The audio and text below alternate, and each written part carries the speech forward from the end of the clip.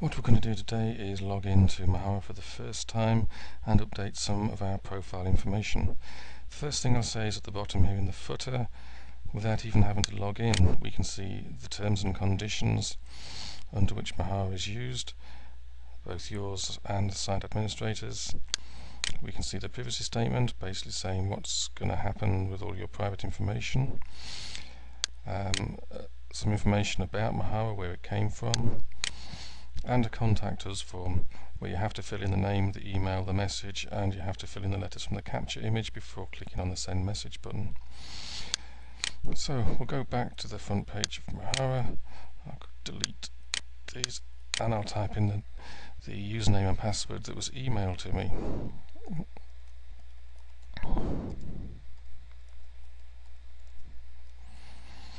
Those are in, click on login.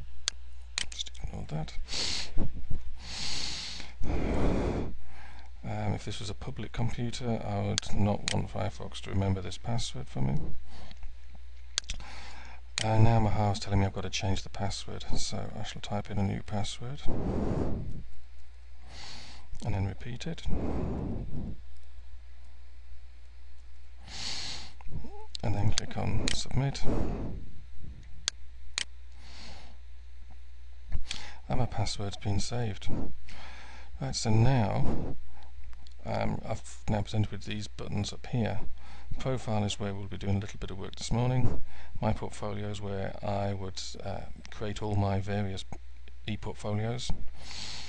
Groups, basically where I join and leave groups. Groups can be people in similar courses, people of similar interests. Settings will be the settings for my e-portfolio, and that's the logout button. So I click on profile, and now there's the profile page. I've also got the contact information, messaging and general tabs, and I'll cover those in a second. So first name, last name, student ID if I want one, display name if I go by another name and want that Mahara to use that name instead, then I can put something else in here. Anywhere you see these little blue help buttons, you can click on them to get some extra information. Brief introduction.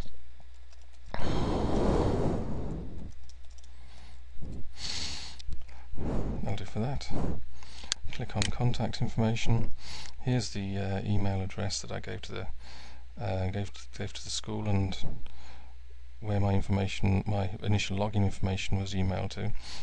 I can change this as well. That's the default address. I have to add another email address before I can delete this one. And here I put something like if I had an official website address, maybe a school address. But here this is where I put something like if I had a personal website address or a blog address, a postal address, town, city, all the usual information.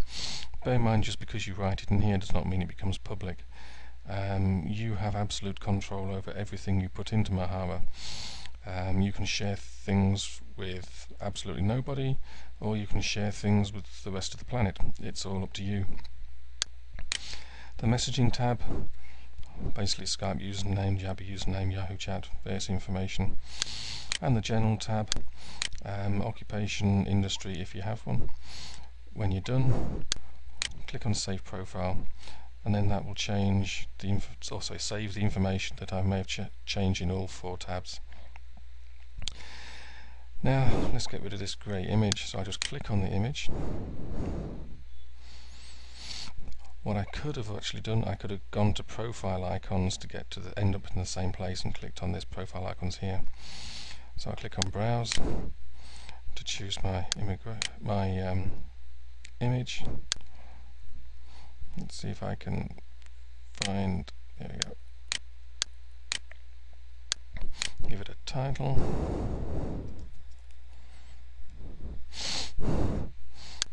Click upload.